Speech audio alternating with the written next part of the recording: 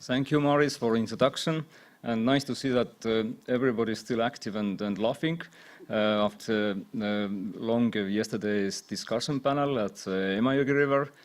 So it's really nice.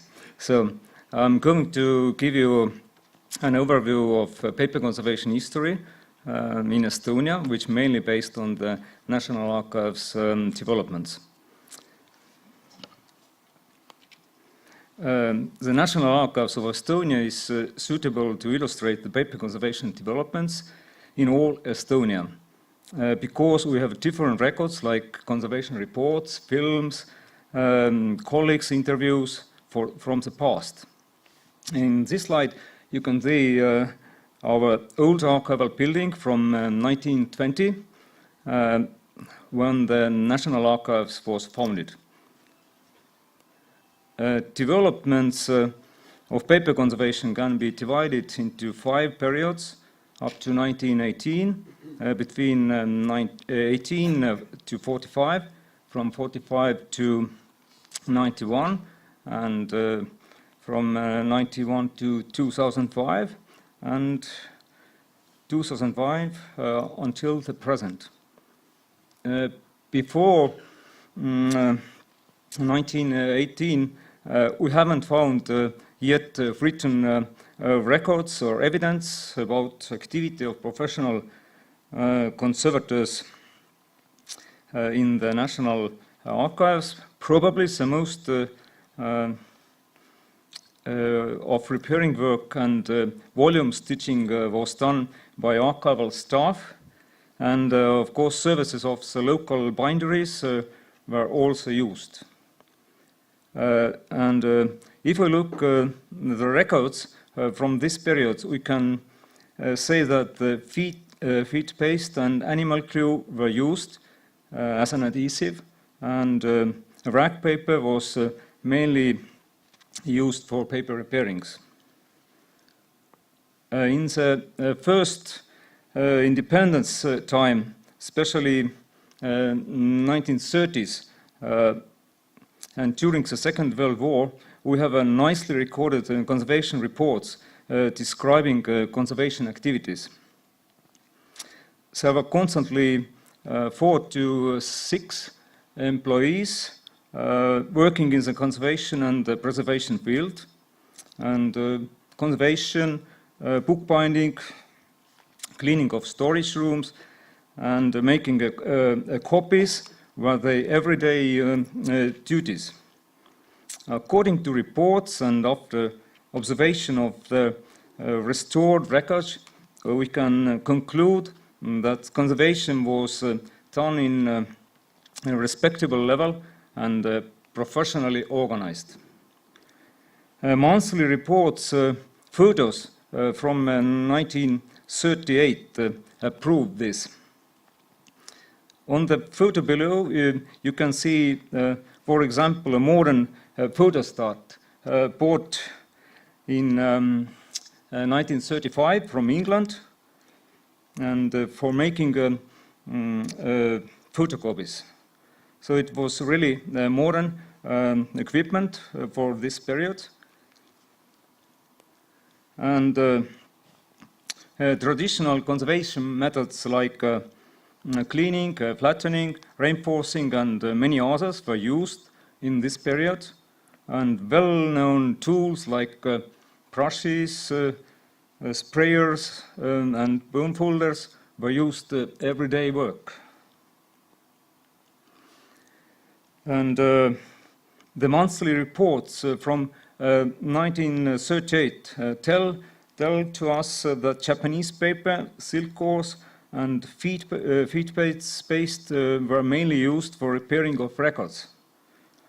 And the amount of materials consumed shows the workload of conservation unit and gives us a hint how much work was done per 1 month's period.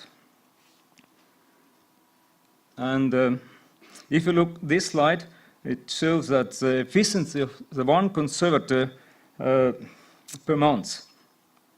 And if we count 20 maps were repaired with Japanese paper, and silk and reinforce it with textile. Usually it was linen. And 35 plans of manors and farms were cleaned and flattened. 40 sheets of court records were repaired, and 11 books were binded or conserved. 229 photocopies was made, and finally 158 self-meters were cleaned in repositories. So you can imagine it's quite a lot of huge amount of work during 1 month. And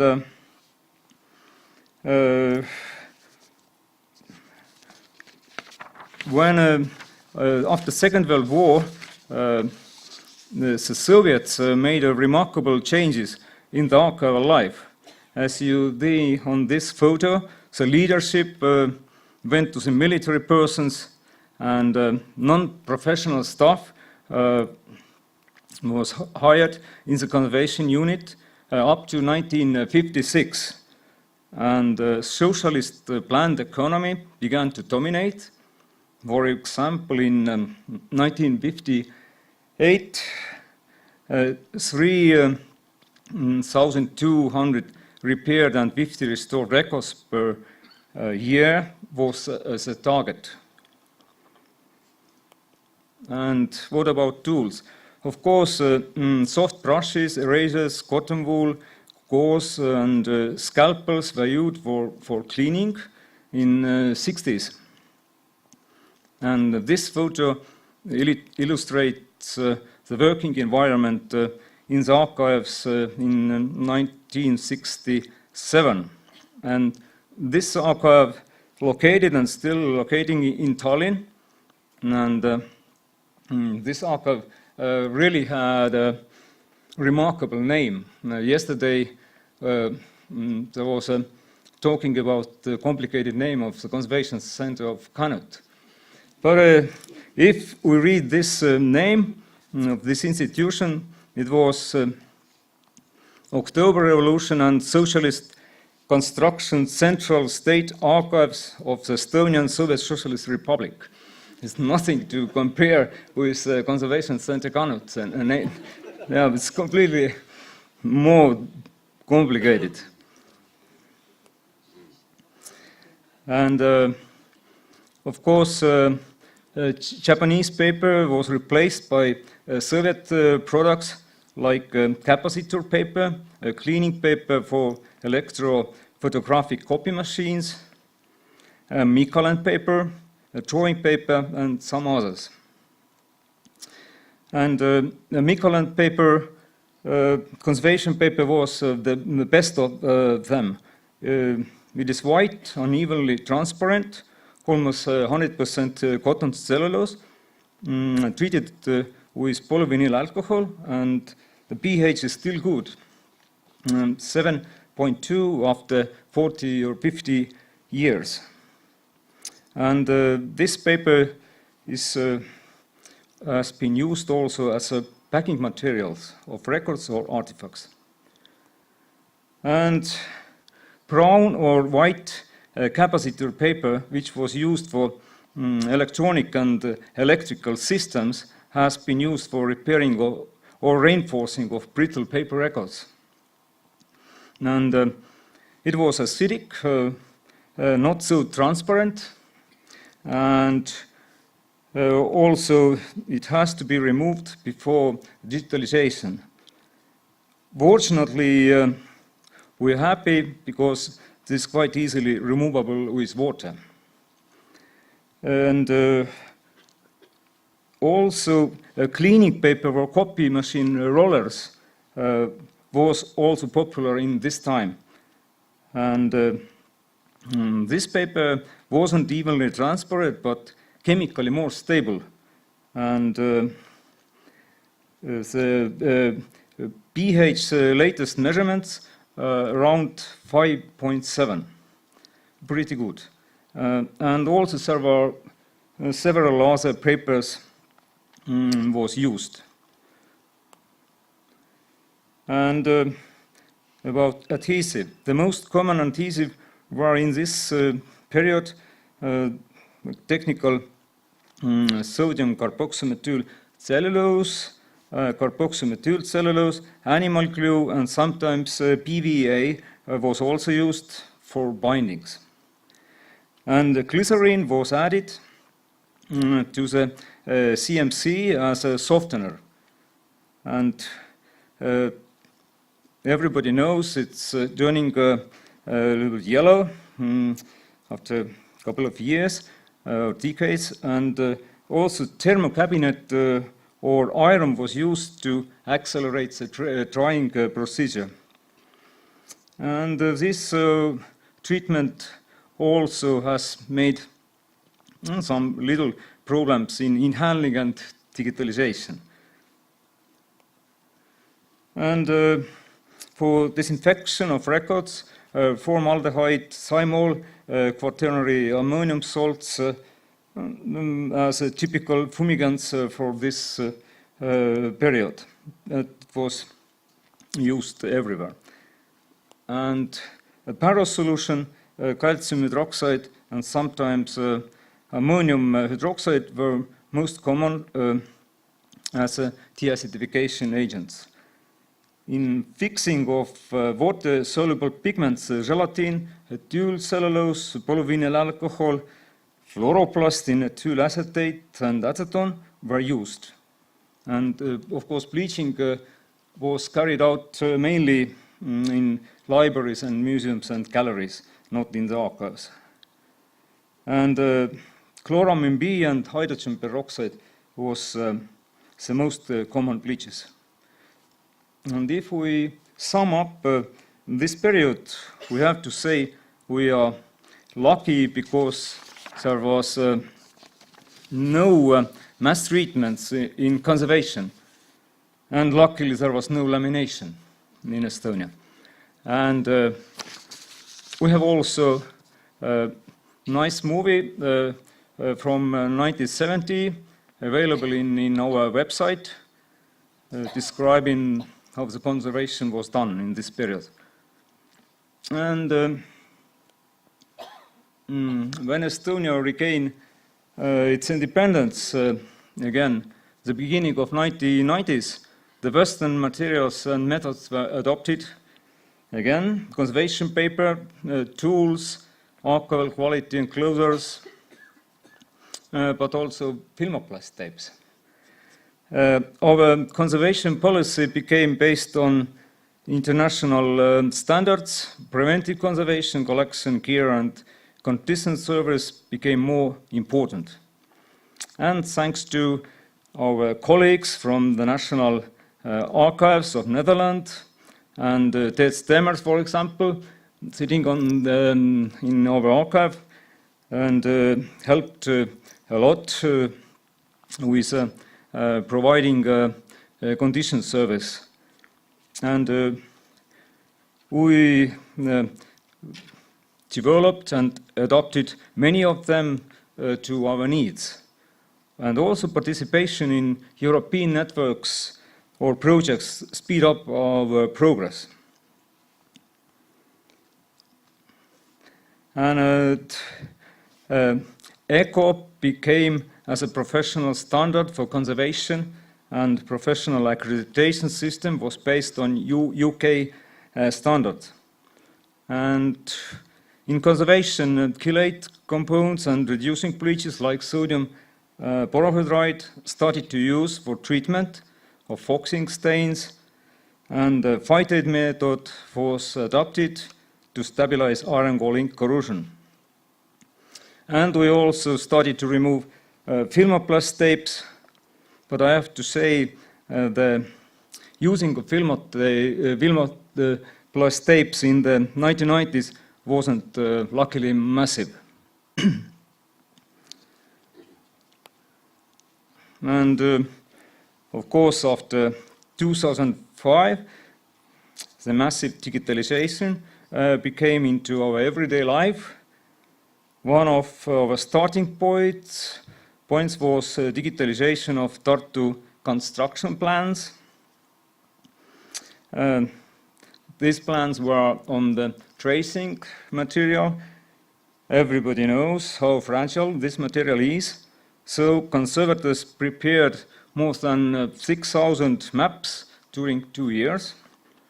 And if we're talking about our map collections in general, we have the biggest map collection in Estonia, around 100,000 maps, so quite a lot. And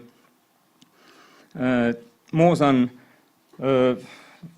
almost 50,000 maps already digitalized and available in the internet, and we have to say approximately 60% of maps needed conservation. So it was really huge work was done by conservators. And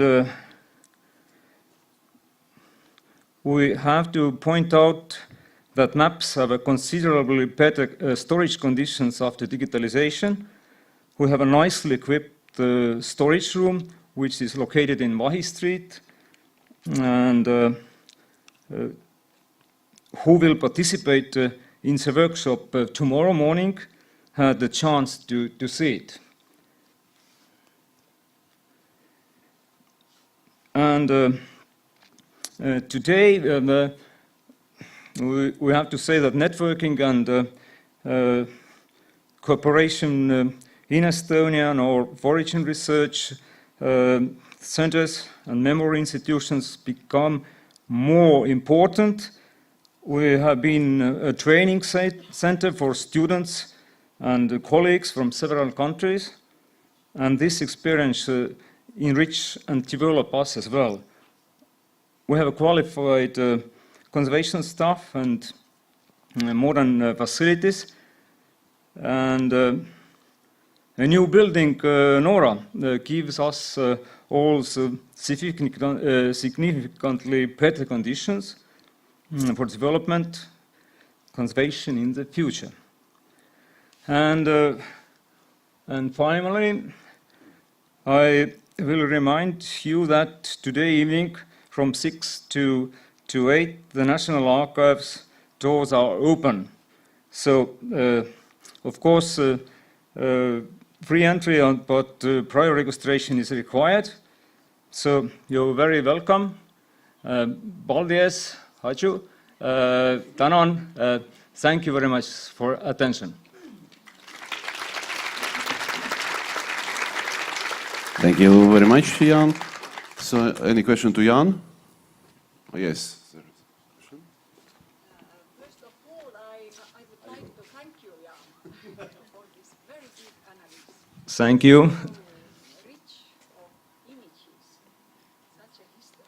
It's like the history of conservation of Estonia, I think so. Yes. So, and now the question. The question is, have you the same kind of material about the conservation of parchment in Estonia? Of the history of conservation parchment in your archive? Not so detailed information, but we have something from Soviet period. So it has to be quite common, and similar work was done in different conservation centers in Estonia. But it's a nice topic to study or have a research in this field. So thank you, Maris, so nice idea. I think then you must plan the time to make the summary, such a summary for parchment also. Yes, I agree.